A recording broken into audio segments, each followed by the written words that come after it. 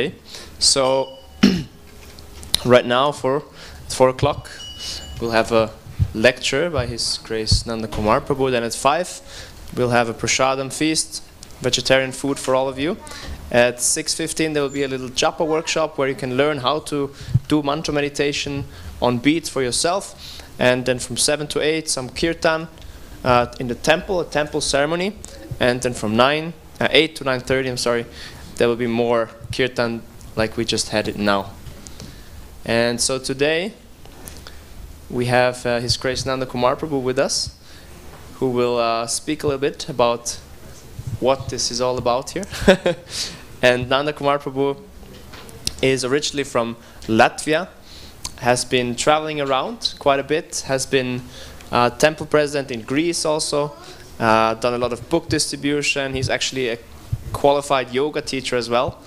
And since few years now, he's been living here in Zurich, mainly serving in the kitchen, but also doing many other services, also going out for books, has been assisting in many preaching programs, and so very qualified personality, and we're very happy that today he can speak a little bit. And yeah, without further ado, I would like to hand over to you, Prabhu. If anybody needs, wenn es jemand braucht, können wir eine Übersetzung machen vom Englischen ins Deutsche da hinten. If anybody's interested, also wenn jemand gerne eine hätte, ich wäre da hinten in der Ecke. Hare Krishna.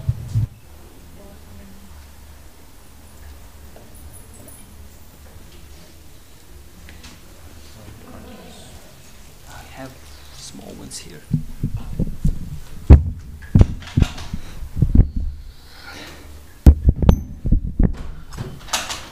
Hare Krishna. Just if you could come a little closer, then those who come later, they have still space back there.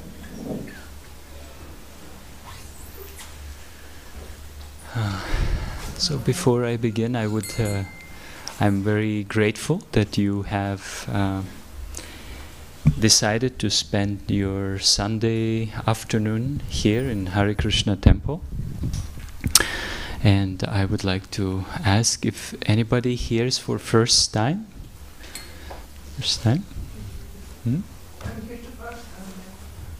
Thank you very much, especially to you, to have the courage to walk in through those doors and that gate. It might be sometimes a bit intimidating what these people are doing inside this building. So thank you. Generally we have a little bit of, we just had the meditation, singing, and now we have another one. It's our way how we connect to our teachers, to our, let's say, goal, where we want to go. So it's another song we sing, and it's interesting that these songs, they're not maybe material songs, they're spiritual songs. So as you practice spiritual life, 1 year, 2 years, 10 years, 20 years, you sing the same songs, but the depth can open more and more.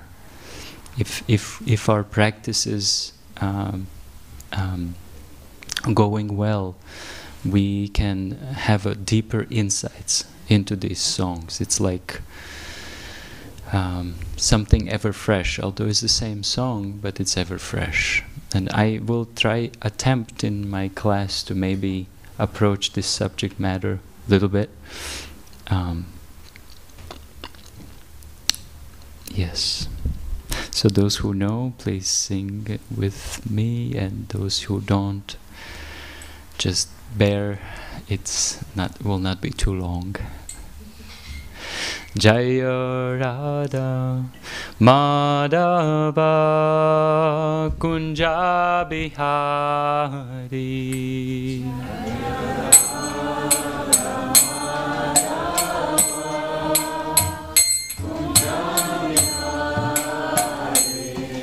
Jaya Radha Madhava Kunja Bihari.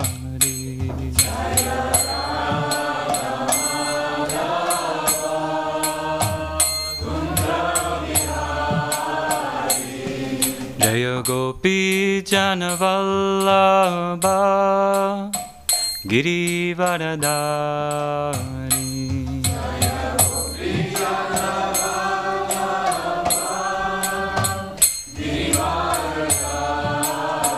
Girivaradari. Jaya Gopi Jana Vallabha Girivaradari.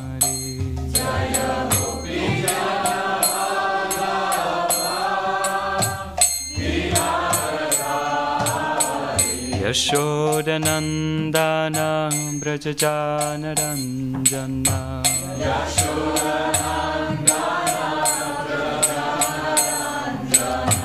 Yashodanandana Brajajana Ranjana.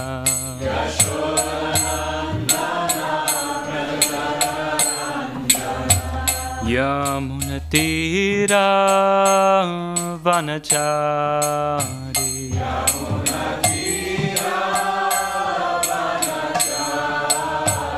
Yamunatira Vanachari.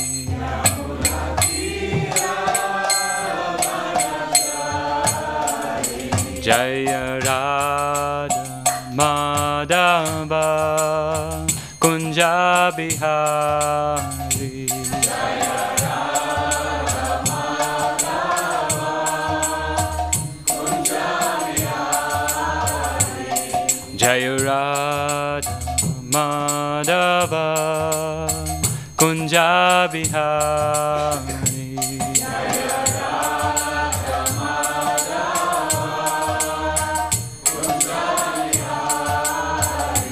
Jaya Gopi Jana Vallabha Girivaradari.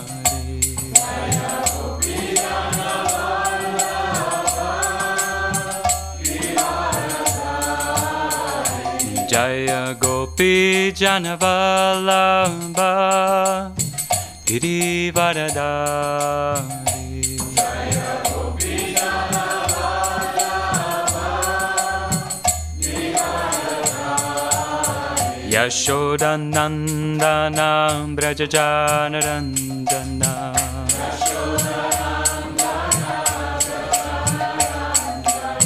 Yashodanandana Brajajana Ranjana.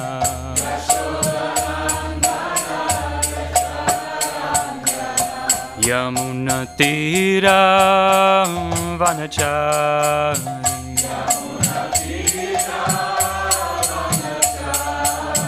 Yamunatira Vanachari.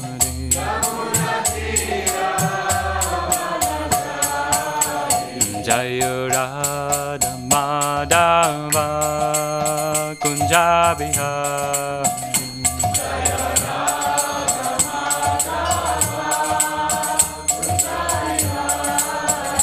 Jaya Radha Madhava Kunja Bihari.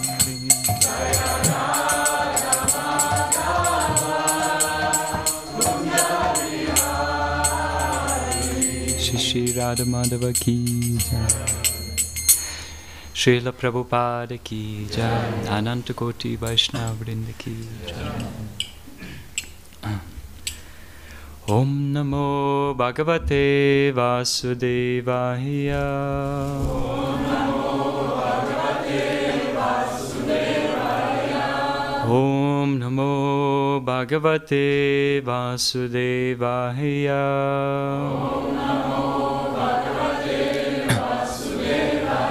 Om Namo Bhagavate Vasudevaya.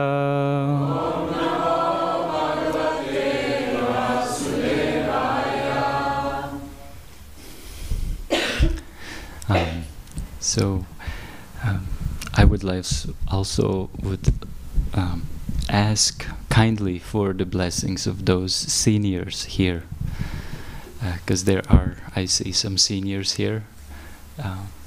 Could you kindly be kind to me that I say something which is inspiring and also pleasing to our previous teachers.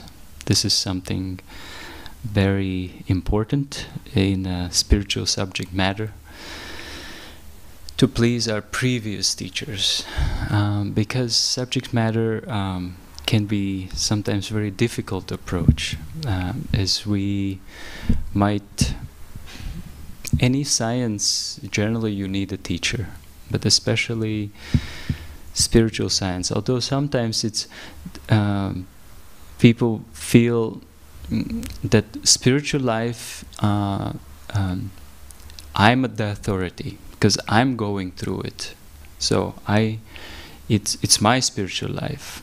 I don't need a teacher. I am the teacher. It's my journey. It's common, and in some aspects, yes, it's true. It is your journey. No one else will gonna do the job for you. It's not like you're gonna find a guru who will touch you on the forehead and you start shaking, and a love of Godhead will erupt, and you will become self-realized and never be attached to anything in this world, and you will be completely attached to the Supreme Personality of Godhead. That's generally not the process. Generally, it's you meet a saintly person if you have a serious, sincere desire in your heart. That's when you meet a saintly person. You might meet Guru this, or you might meet Swami that, but it doesn't mean that they are up to the standard. There's many Swamis, there's many Gurus who are, if we look at what we want to achieve, if our goal is not simply feeling good and peaceful mind, shanti, or a lot of wealth, or a comfortable living, or a beautiful spouse, or like that, if our goal, according to our tradition, our goal is how to awaken our love for God. And also even that has many degrees, but if our goal is to awaken love for God,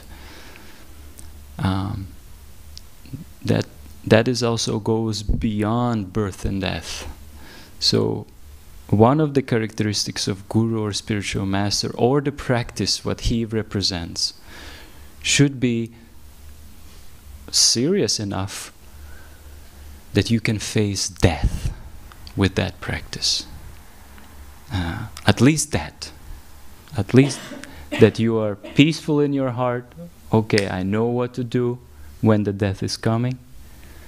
At least that. And if you put that bar here, that death is the how you're gonna face death, already a lot of swamis and gurus and teachers, self-help and so on, will fall away. Because we all gonna die. It's not the question. Maybe some water for her. Ah, okay.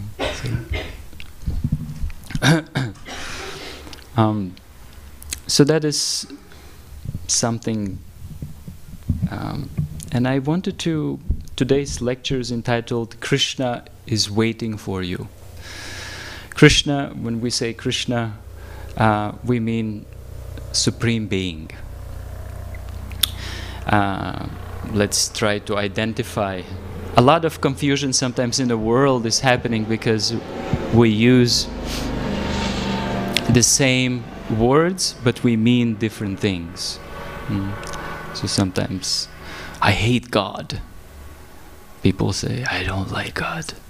And then you ask, so what's your description of God? And then they say, this someone so high, and someone who's punishing, and someone who is, they will express it in a certain way. Yeah, and then I would say, yeah, I also don't like that type of personality. So let's just maybe little bit go inside, like I'm a living being. I'm aware of my body. If I pinch, do you feel it? I don't think so, but I do, because it's my body, and the consciousness is spreading through the body as a soul, me as a soul, as a living being. So I can feel my body, and every one of you is individual spirit soul, living entity, who has a certain amount of consciousness spreading through their body. But there is someone who is a supreme living being, supreme living entity. And that supreme living entity's consciousness is spreading through everybody's body and everywhere. And everything is permeated by his consciousness.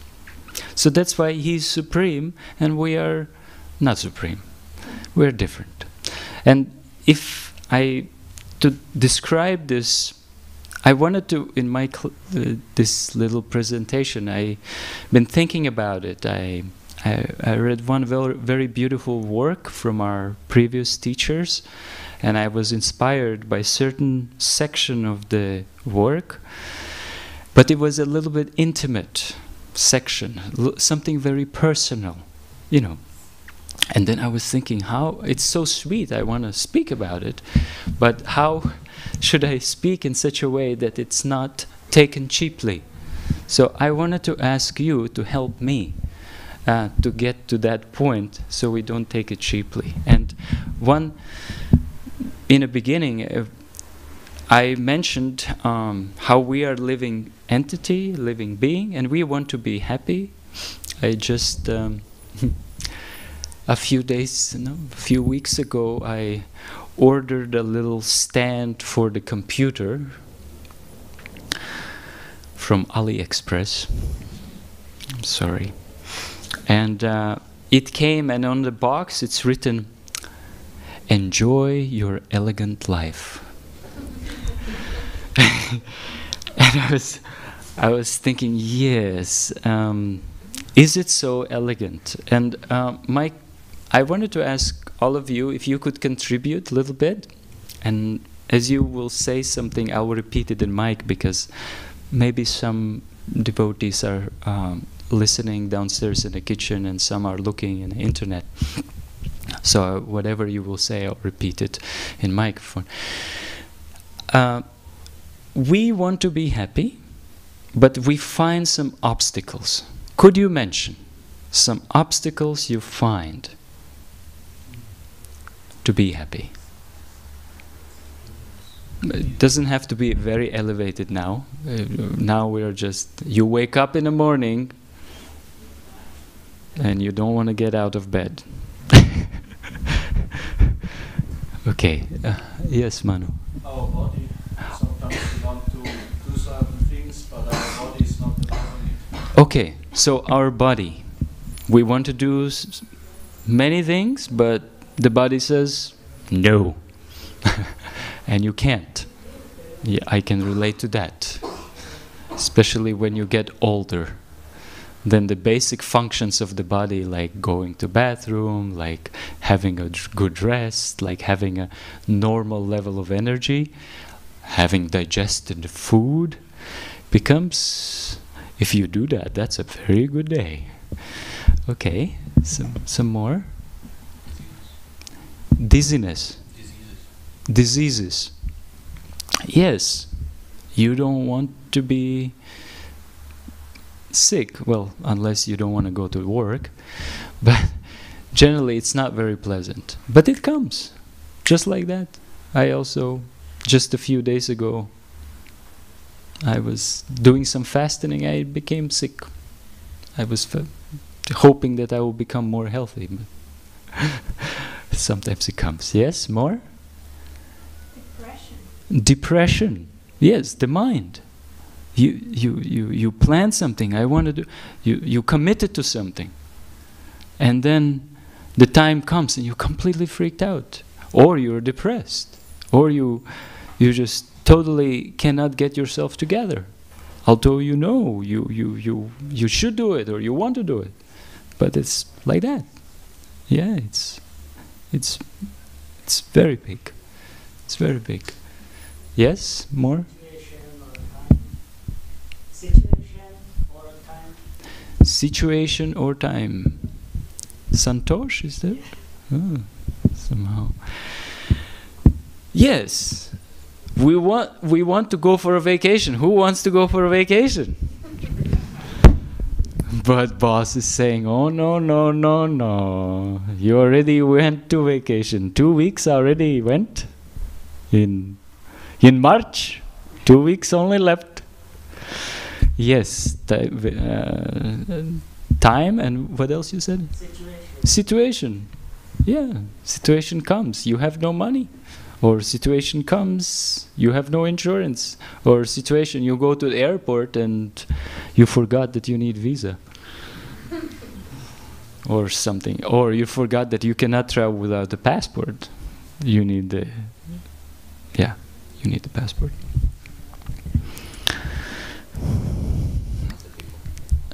Other people. Other people. Yeah. Pain can be so much coming from, I mean, it's a philosophical question. I'm looking at Prabhu Christian. He gives such a wonderful, deep classes, and just by his presence, it keeps me a little bit on my toes, that I'm in line. So yes, there's many people who come in our lives, and especially those close ones, isn't it? Those who are closer. Oh man, they can wreak a havoc inside of you in a no time, you know. 3 sentences and you are bleeding in your heart and you cannot put the arrow out. It can be very painful. Yes. More? Addictions. Yes. You know it's bad for you. It is ruining your life, your health or your job or something, and you cannot stop. You are still drawn there, and it's a horrible feeling. You feel you're not in control of your life. You feel very much humbled. You feel very much, yes, addictions.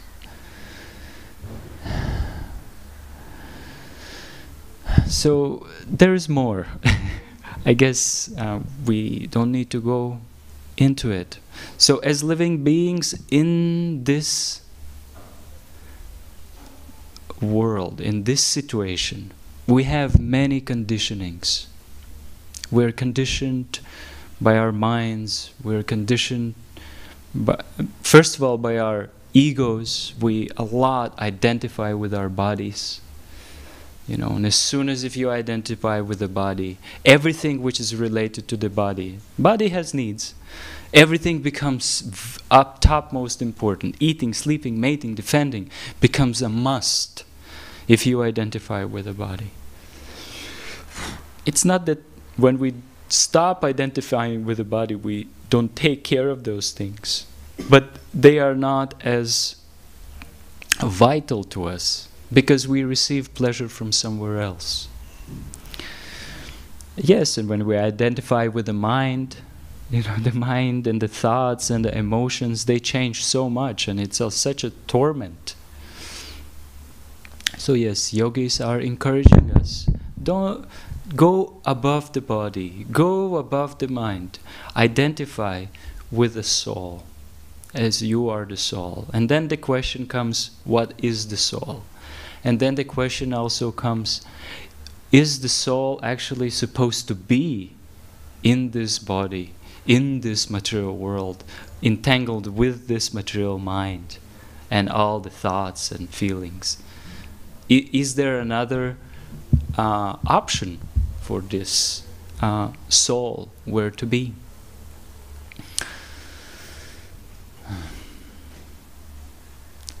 Thank you for coming.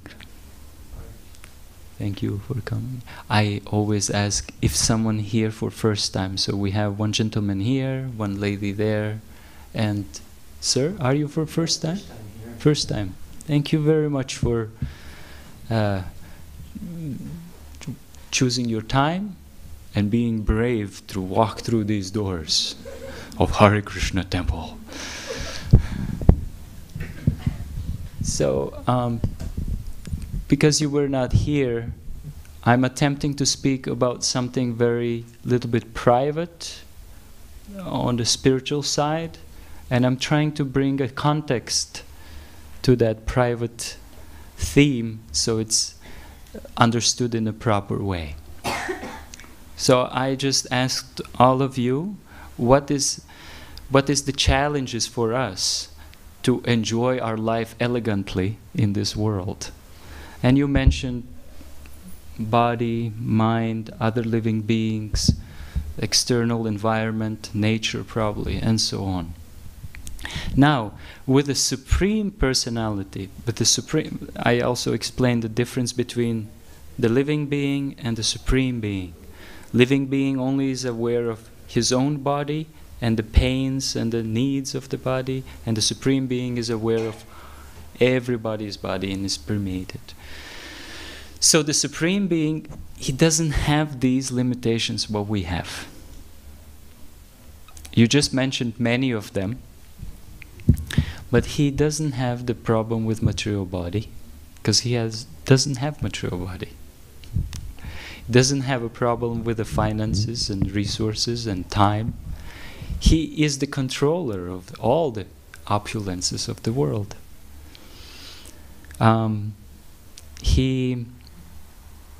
In terms of heart, there is something more deeper, and that's where I'm trying to steer our lecture today. How that Supreme Being relates to living entities, means us. Because generally spiritualists, they try to go and try to love God. But actually there's also God loving us. And let's see if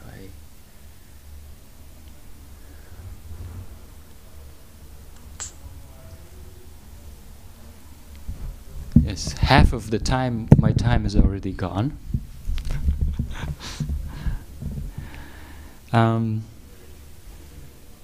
Okay, so my idea was that you understand that we are small and we are conditioned in this world. Yes, please, put on some light.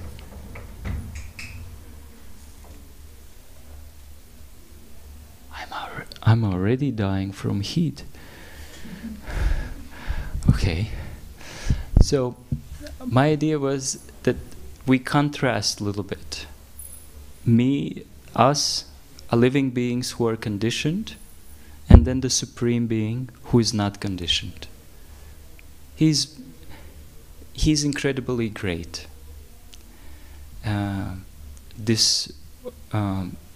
Switzerland has many beautiful mountains, right?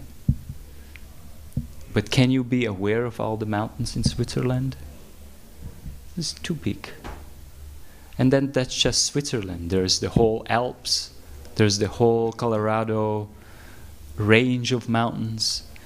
And there's so many other mountains. And that's just one planet. And then there's more planets within the universe. And then there's many universes. And these universes are effortlessly created and annihilated by that Supreme Person. It's a very different existence than us. So welcome. Welcome. Are you for first time here? Yeah. Thank you very much that you have come.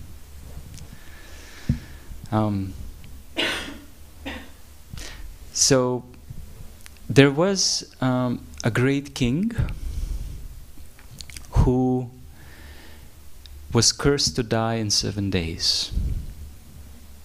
He was a saintly king, very wonderful qualities. And to use this time wisely, he went to the holy place and he met a great teacher. The teacher's name was Shukadev Goswami. He was a young man, but he was fully self-realized. And they spoke. He asked questions, the king asked the questions, and the teacher answered them. And many other great sages gathered around just to hear what they were speaking, because the topic was serious. He has to die in 7 days and 7 nights. So then after these 7 days and nights, he was fixed in consciousness and self-realized that he is a spiritual being. He has a deep, loving relationship to the Supreme Spiritual Being. And that love was awakened, and he had no fear to die. He, in matter of fact, said, "Let it come right now." But his mother's name was Uttara. Uttara, she was sitting in the back. There's a lot of sages there, a lot of yogis, and she couldn't hear this conversation. So she knew that her son will leave now the world. She said, "My dear son, could you tell me? I know you don't have much time. You don't have any more 7 days and 7 nights." By the way, he didn't eat, he didn't sleep. They just went straight, 7 days, 7 nights.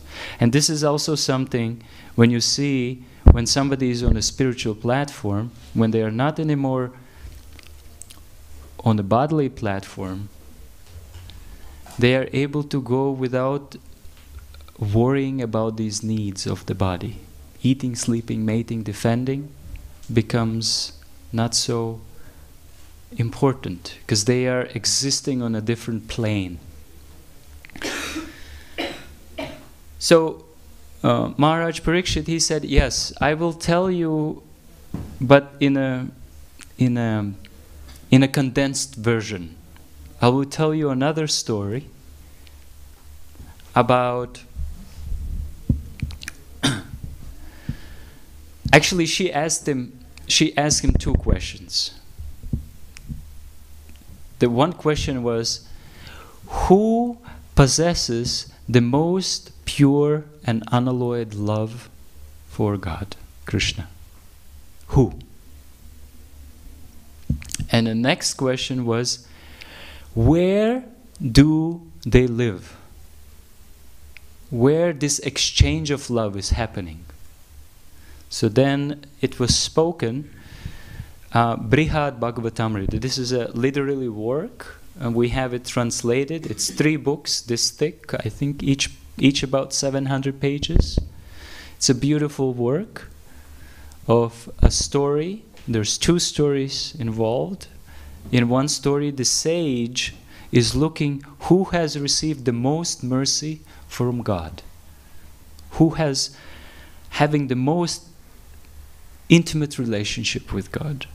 That's the one story. And another story is about a young boy, Gop Kumar, who takes his birth in Vrindavan on Govardhan, and he receives a mantra,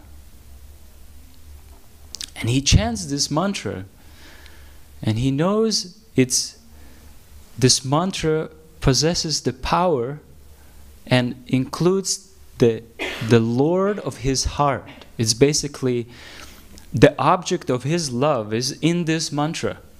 And he's chanting this mantra, and he is looking for his Lord, and he's going from one place to another place, in different places, not only on this planet, but by the power of the mantra, he's able to travel on different planetary systems, even in different realms. So, I mean, we have relationships. We have friends, we have our wives, we have our husbands, we have children, and there's a certain setting where we can be more intimate and less intimate, isn't it? You know, if you invite somebody to your home, you usually, and if it's a new guest, you're not going to invite him to your bedroom. It's inappropriate. It's, you know, this trust. It takes time. It takes time to develop something deep and trustworthy. So these living beings, these great teachers, what we have, they have very deep and long-lasting relationship with that Supreme Being. And they have a great trust and intimacy. And they exchange that love in a place which is called Goloka Vrindavan. There, there's many places for you to love God depending on your unique relationship. Welcome, welcome, welcome.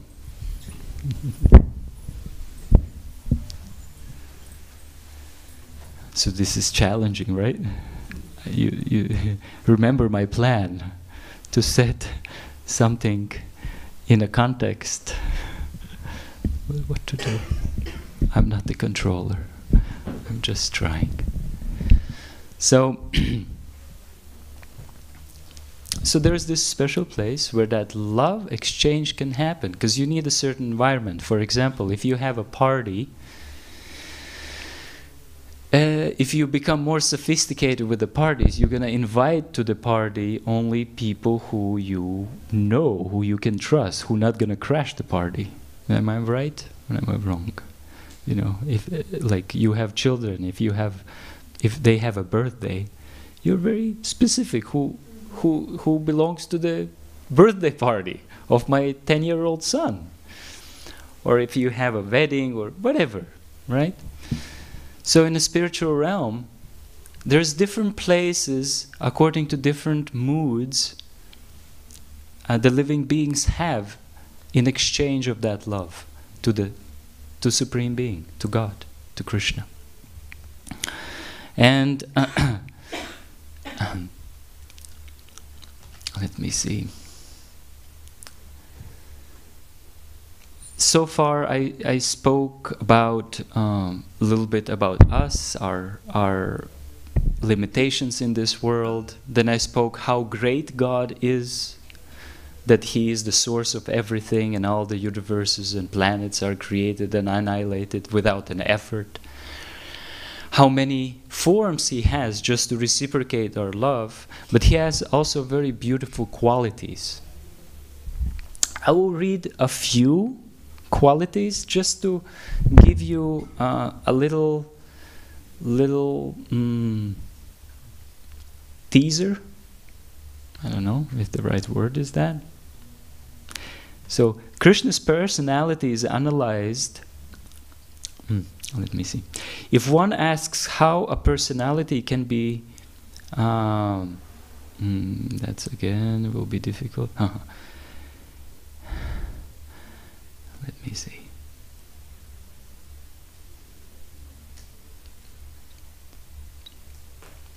Okay. A person who is naturally very grave, gentle, forgiving, merciful, determined, humble, highly qualified, chivalrous, and physically attractive. When usually people say God, generally it's a little bit hard to think of these qualities, isn't it? We attribute them to ourselves in this world. Or naturally very funny, always in full youthfulness, expert in joking, and free from all anxieties. Those who are very peaceful, forbearing, considerate, and obliging. So these are, it's described God is a reservoir of all the qualities. And He has them in an unlimited amount. So if you want a relationship which fully fulfills you, he is capable to fulfill that. He is capable to reciprocate that. And this is a journey. I've been practicing for 20 years. It's not something... God is very personal. He is in your heart. He knows your thoughts. If you sincerely want, He will reciprocate, and He is reciprocating. But it's a journey to cultivate this trust, to cultivate this also knowing Him. What kind of person is He? You know, to love somebody, you kind of need to spend time with that person. So that's what we do here in Hare Krishna temple, and that's what we do maybe those who don't live in the temple but practice outside. We hear from the authorized sources about Krishna, about God, about those who have that close relationship with Him, how He is reciprocating, how He acts in different circumstances. And by this hearing, regular hearing, one awakens this natural love.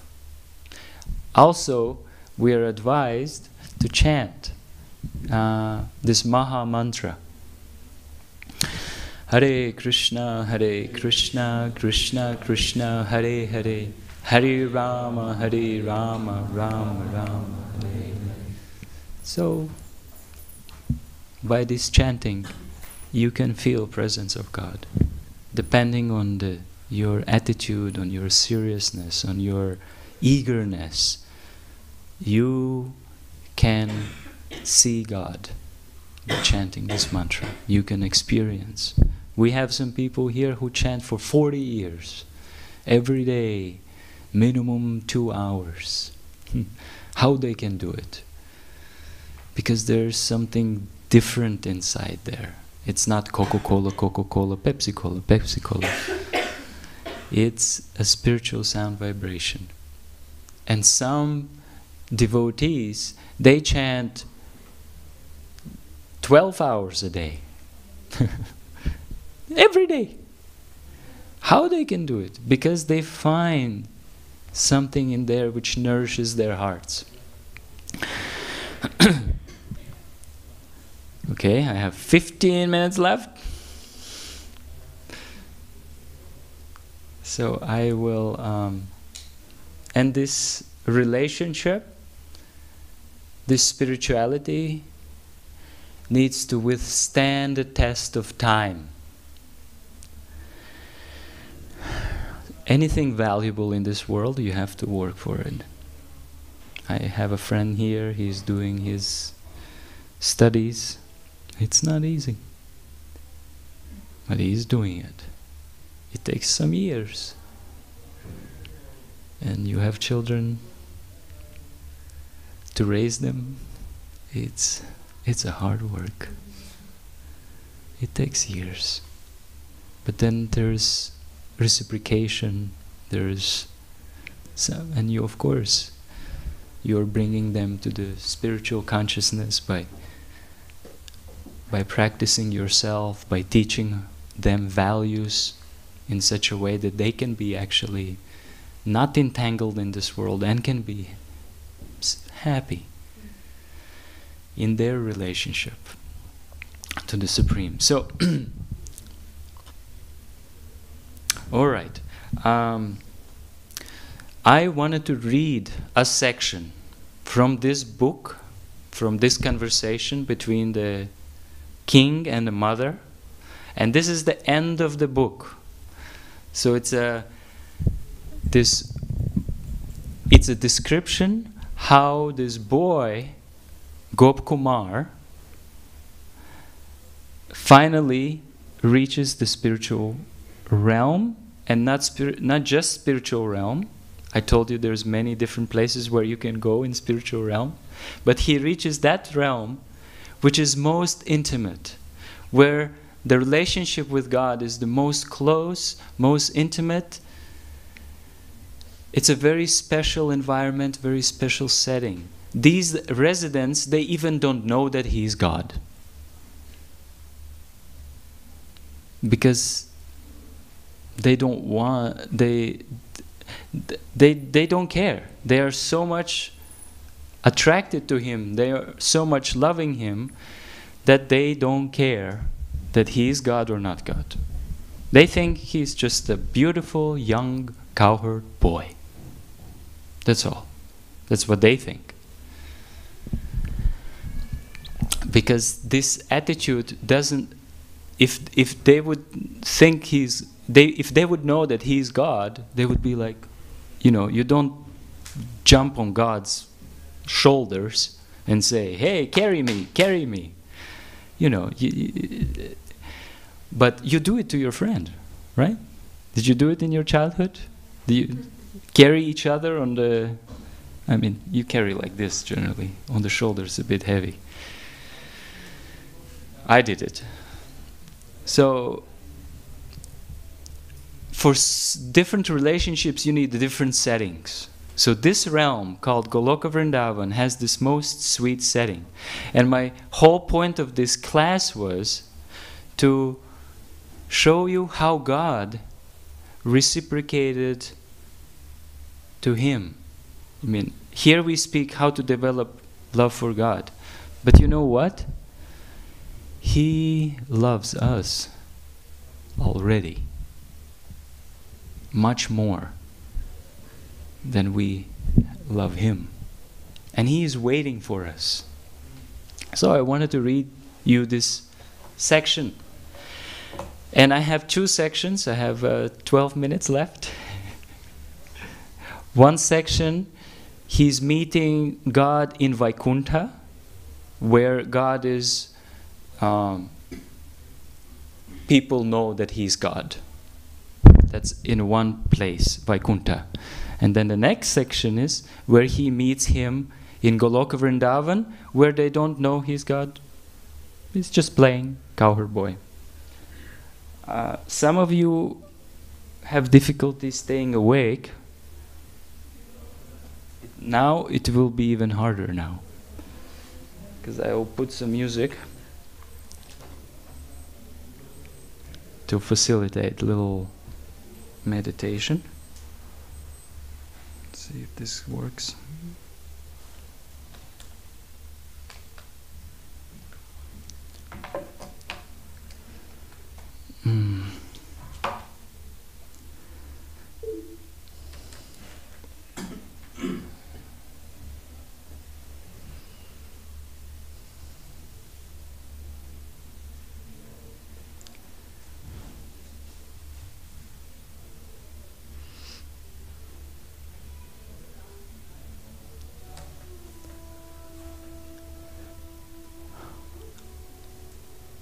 Okay. So this boy, he's been trying to meet the Lord a long time. A long time doesn't mean one winter, one autumn, 2 years. No, he traveled from one place to another place, another place. It took him a long, long time. He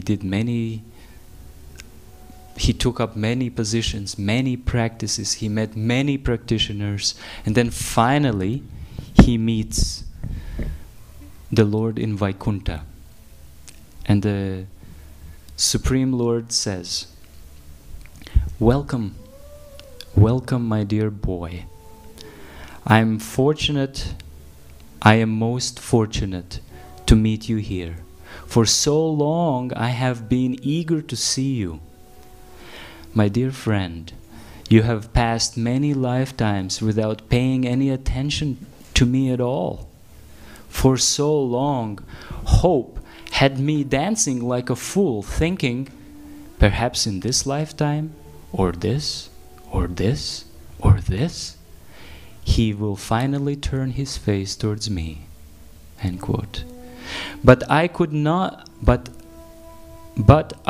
find no pretext on which to bring you to my abode, dear brother, and still follow the timeless laws that I myself have created. So he's basically saying, I couldn't find a pretext to bring you to me because I have created some laws which everyone kind of needs to follow, so I cannot break them. And then he says, you showed me no mercy. And as I considered this, I grew impatient, full of anxiety to receive your favor. So I transgressed my eternal code of conduct, and I arranged for you to take your current birth. Dear boy, in that divine district of Govardhan, my most beloved abode, I myself became your guru, known by the name Jayanta. Today you have at last fulfilled the desire I have harbored for so long. Please nourish your happiness and mine by staying here forever. When I read this, what I get it from, it's so hot. Could we try it open? Is that all right? What I get it, that he's eager to see us. It's not that only us are suffering here and are eager to get out of suffering, and we have a hole in our heart and we want to fulfill it, and we want to have a deep loving relationship and we cannot fulfill it, and then we try to develop it towards Krishna, God. But he is waiting. He's eager. So this one meeting he had, and then after this he went to many other places again, because his heart was fully not fulfilled in that relationship where on reverence to God is expressed.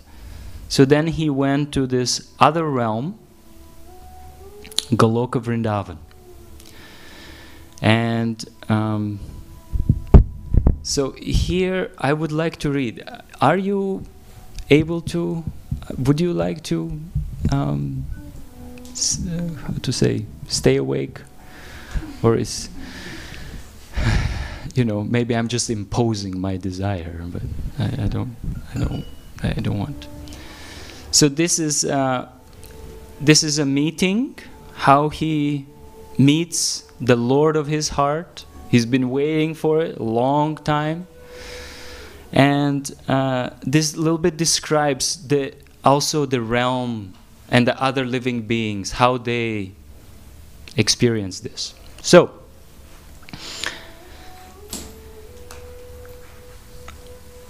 then from a distance I saw him, his charming flute in hand.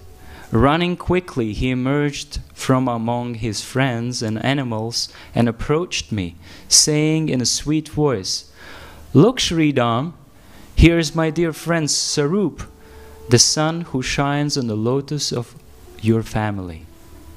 So basically, God recognized him.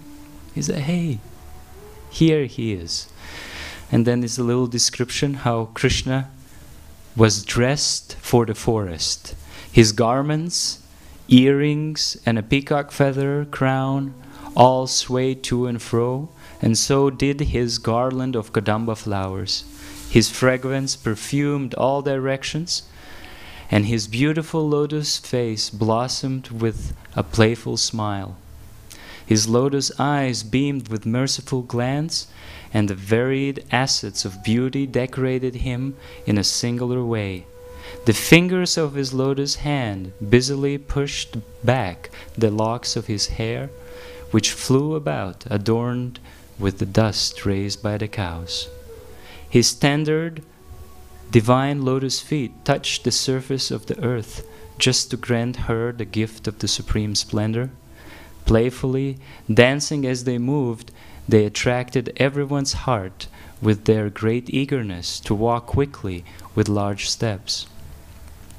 The effulgence of his cloud-colored body, shining with the full sweetness of youth, lit up all corners of the sky. His beauty, which captured the hearts of the ever-dear devotees of Raj, was an ocean abounding with the countless excellences. He leaped forward and came close to me. Compelled by the affection of his helpless devotee, I fainted in love at seeing him. He caught hold of my neck, and suddenly he too fell to the ground. A moment later, I reawoke and carefully freed my neck from his grasp. I stood up and saw him on the ground, unconscious, covered with dust. He was moistening the path with his tears. Some gopis came and said, "Look, who has come here? What he has done? He has put our life and soul into such a state." So what happened, he meets Krishna. He's so happy to see him, he falls unconscious. And Krishna is so happy to see him, he falls unconscious. They know each other. But the residents, the other friends of Krishna and mother and father, he just came from material world. They didn't know who he was. So they saw what he has done to Krishna. And they said, "Alas, alas, just see, people of Raj, now we are all dead." Because everyone loves him so much that that's their life. And if something happens to the object of love, there's no use of living. So they felt like that. This must be some servant of Kamsa, of lamenting like this. In many ways, the gopis cried loudly in distress as they surrounded Krishna. Then, from behind Krishna, several groups of cowherds quickly approached. Seeing him in such a state, they cried with pitiful voices. This just describes how much love they have for him. From far away in a village, Nanda and other elder cowherds heard this terrible sound of crying. So did Yashoda, ever affectionate to her son, and so did the other elder ladies and maidservants. Together they all ran to that place, their feet stumbling on the path. Bewildered, they too cried, "Alas, alas." Then the cows and bulls and calves came there, and the black deer and other animals. Seeing Krishna in that state, they wept in agony. The animals, all crying out in love, their faces drenched with floods of tears, approached Krishna one by one and gently smelled and licked him again and again. So it's not just humans. In spiritual world, everyone loves God. Everyone is fully overwhelmed. Great numbers of birds flying overhead told also of their misery by making a tumultuous noise that sounded like people crying. And the immobile creatures, trees and plants, in great pain within, seemed suddenly to dry up. What more is there to say? All beings, moving and non-moving, were on the verge of death. As for me, I was drowning in a vast ocean of sorrow. So this is the boy speaking now, who just met the Lord. He reawakened. He sees that the Lord is on the ground crying. Everyone else around is completely lost. And then he says, confused about what to do, severely tormented, I put Krishna's feet on my head. I began profusely sobbing and lamenting. Then Lord Balabhadra, Krishna's older brother, quickly arrived from some distance, full of fear. White-complexioned and arrayed in blue garments, he appeared charming, for he was the same age as Krishna and as nicely dressed. Lord Balabhadra, the most skillful of persons, cried for a moment, but then seemed to regain his composure and looked all around with great care and attention. He made me hold his younger brother by neck with my arms. So basically he asked, okay, hold him again. He wiped Krishna's beautiful limbs clean with my hand and made me loudly call out to him with a many plaintive cries. Please come, come, sit. Then he made me lift Krishna up from the ground. Suddenly, Krishna opened his eyes, sealed till then by the flood of tears. Seeing me, he joyfully embraced me and kissed me. So Krishna, when he awoke, he again embraced his friend. But then he looked around and became embarrassed. Because, you see, two friends having very deep affection, they don't want to express it in public.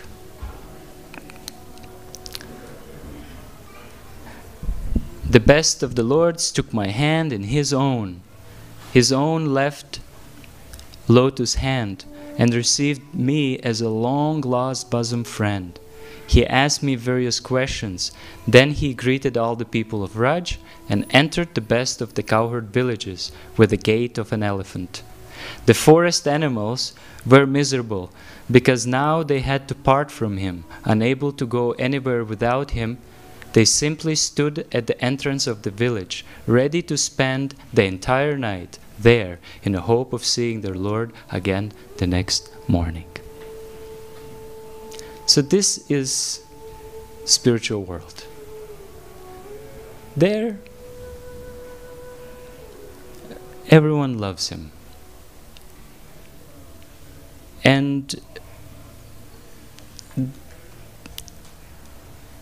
great teachers, they have come to this world to remind us that we are not this body, we're not this mind, we're a spiritual being who has a very deep and loving relationship. So thank you very much. I went over time. Temple President is here. I have no way out of getting in trouble if I continue. So now it's time for the Sunday meal. The questions, I think there's no more time for questions. Questions in private. Yeah, questions in private, yes, actually, okay, I will be here. Thank you very much for your attention. Srila Prabhupada ki jai. Nanda Kumar Prabhu ki jai. Thank you, Prabhu, for the lecture. So I don't want to hold you up too long, just a few announcements. Next week we are celebrating a few things. On Wednesday there is Govardhan Puja Festival. Yes? You coming? Good. If you want the information, you find it outside of the temple. On the left-hand side there is a vitrine where you can see a poster. And then on Friday we celebrate Srila Prabhupada's disappearance day. Yeah, so please come. And on Saturday, you know? Nam Sevanam. Every last Saturday of the month we have a Kirtan festival here in the temple from 12 till 7 p.m. where we do Kirtan all afternoon, we chant, so everybody's welcome also for that. And now we serve the Prasadam feast in the... Sorry? Yes, thank you. Next week, actually tomorrow, we have His Holiness Bhakti Ananda Tirtha Swami coming. Yes. And he will be here for a week. He will also be with us through all the festivities. He's a disciple of His Holiness Bhakti Vikas Swami. And please come. You can listen from a very exalted devotee. Do you have any questions? No? No questions? You have a question?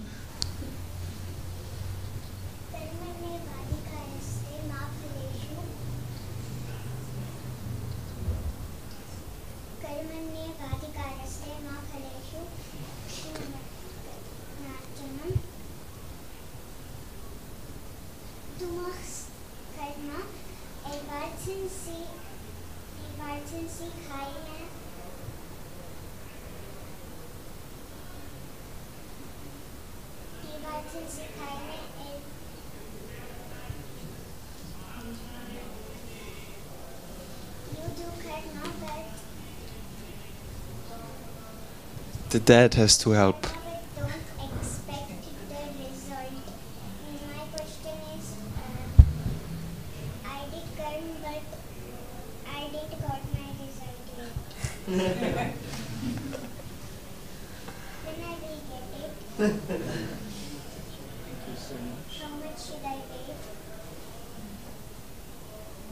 Very sincere inquiry. Yes. And there was a shloka from Bhagavad Gita, right? You know by heart. Nice. So Nanda will give you an answer, okay? Just because many are hungry, and he will tell you. Is it okay?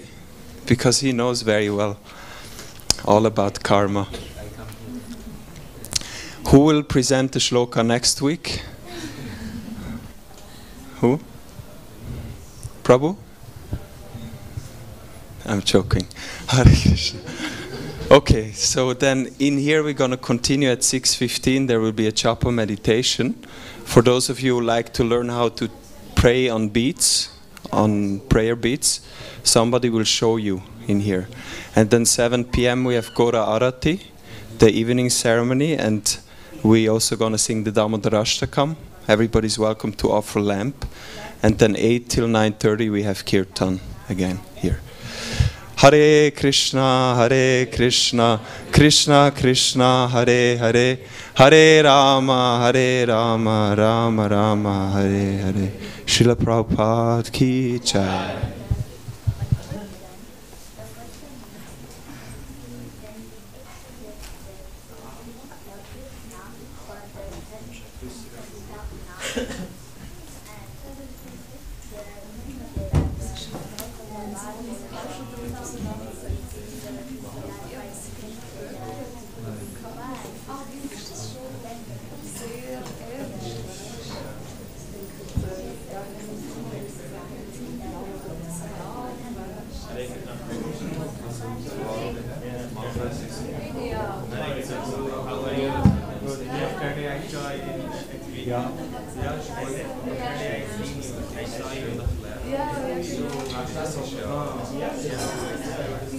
You